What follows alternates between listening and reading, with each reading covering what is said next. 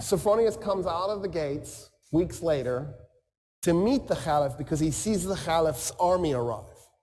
And as he's approaching, he sees a man leading a camel at the front of the army. So for the record, the rich Arabs, the Arabs who were good soldiers, didn't usually ride camels. They usually rode horses, Arabians. And for those of you who don't know, Arabians are fast and agile, and they have crazy personality. And so they're perfect for warfare. Camels are a little bit clumsy and slow. They serve a purpose in warfare, but you're better off on an Arabian. In any case, the Arab army is being led by a man leading a camel with a man on the camel.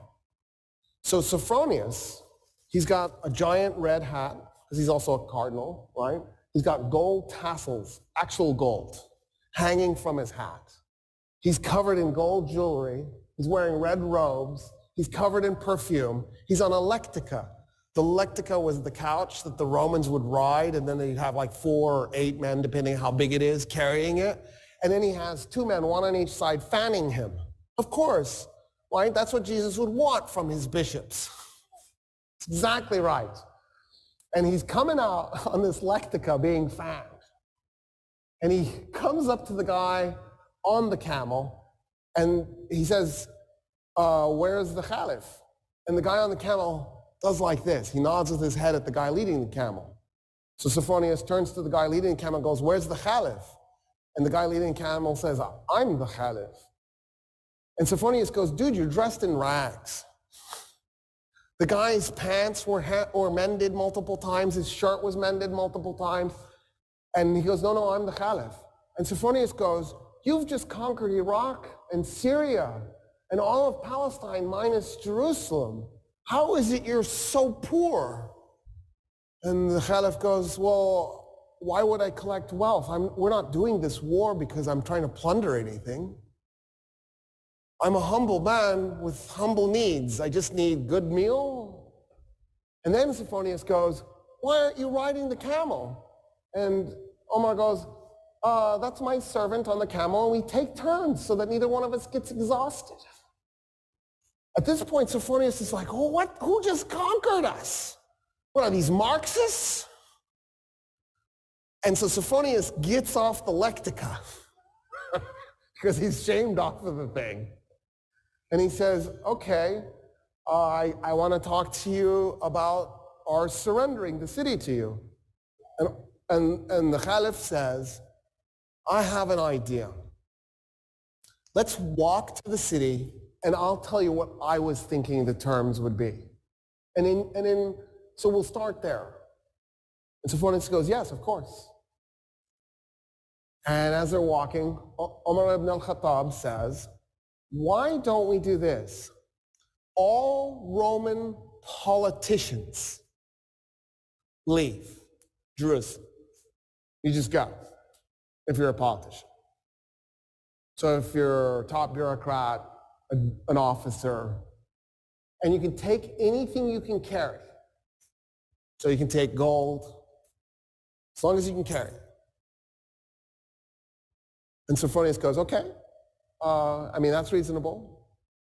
That's actually more than reasonable. I just assumed you'd enslave them and take their gold. I don't see how anybody would be mad about that.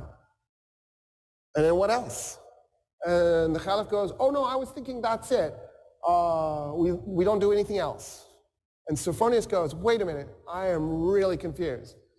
So when us Romans capture a city, we enslave a segment, we plunder the city, probably a little bit too much raping too. We might even burn some of it, just for grins and giggles, and then we declare it to be ours. What about that? And Umar ibn al-Khattab goes, no, we're not going to do any of that. No plundering, no raping, no enslaving. We don't do that stuff. And then Sophronius goes, oh, but you're going to seize property in the city. And the Caliph goes, no, we're not going to take anybody's property. We're going to leave the city exactly like it is. The only thing I want to do is eject the Roman politicians with whatever they can carry. And Sophronius goes, there's nothing to negotiate. Yeah, we surrender the city this instant. I don't understand, actually. They walk into the city. Khalid is one of the men following. Amr ibn al-As, all these guys, they're on foot. If they've got their horses with them, they're leading their horses by the reins, right? Because the leadership is on foot. There's no way they're going to ride in. They're walking. And this is a holy city to them because Jesus is holy to them, because the Jews were holy to them. And so they see this as a holy city. Sophronius goes, tell me about your religion as they're walking through the streets. And so Umar ibn al-Khattab starts telling him about Islam. Sophronius goes, it just sounds like a variation of Christianity. I feel like our religions are shockingly similar. And Umar ibn al-Khattab goes, yeah, because they are. I mean, we thought we were doing Judaism 3.0. It never occurred to us that we were going to be received as being so different. And he goes, okay, since you've given us such amazing surrender terms, my alarm is going off, and I can't turn it off, and it's so embarrassing.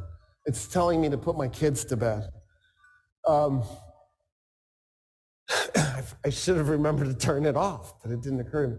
He says, you've given us such amazing surrender terms, and because I feel such kinship with your religion, will you do me an honor?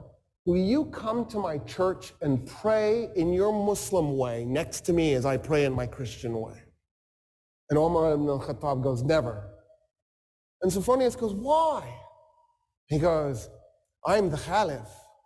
The first place I pray in Jerusalem is going to become a mosque. The Muslims will take it and they will create a place of worship for Muslims, and you will lose it.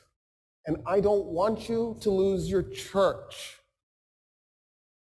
And Sophronius goes, okay. What if we find an empty piece of Jerusalem and we just pray there?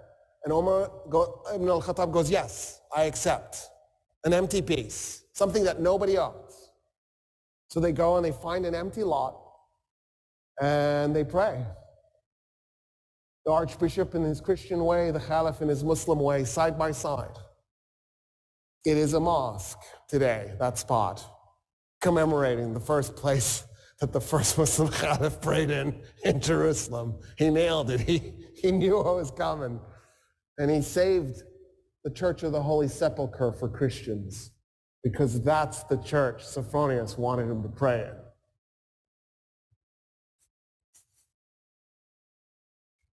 At that point, the Caliph says, I want to see the Temple Mount. And Sophronius goes, why? And the Caliph goes, because it's holy. It's holy to everybody. It's holy to Christians, it's holy to Jews, it's holy to Muslims. And Sophronius goes, nah, we haven't been treating it as holy to anybody. And Umar ibn al-Khattab goes, what do you mean? And so Sophronius says, so after we tore down the second temple of Solomon, when we conquered Palestine, we turned the Temple Mount into a garbage dump to punish the Jews. And the Caliph goes, what do you mean?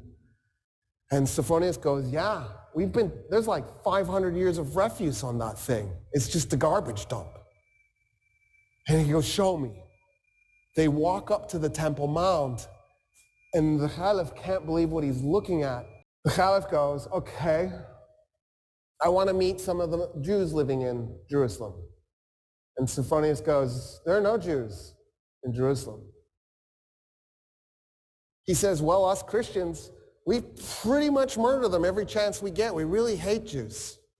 In fact, in the war we just did against the Persians, the Jews sided with the Persians, and so we murdered 20,000 Jews in Jerusalem and completely purged the city of its remaining Jewish population. And that's how the Muslims conquered Jerusalem. And that's the stuff that's left out of your history books. Isn't that crazy? Because isn't that an amazing story?